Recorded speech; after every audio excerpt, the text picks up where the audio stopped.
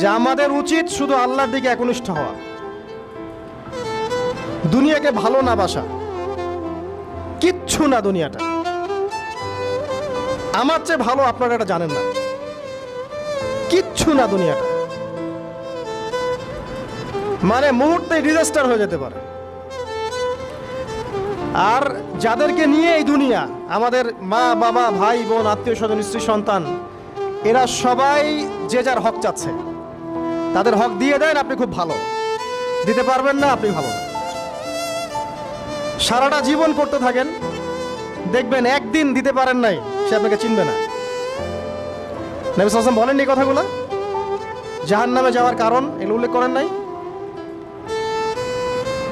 কিসের আত্মীয় আর কিসের আপনজন আর কিসের অফিসের বস আর কিসের কি, সবাই সবার স্বার্থ নিয়ে পড়ে আছে। শুধু একজন সত্তা আপনার কাছে স্বার্থ চায় না, সে কে? আল্লাহ পাক।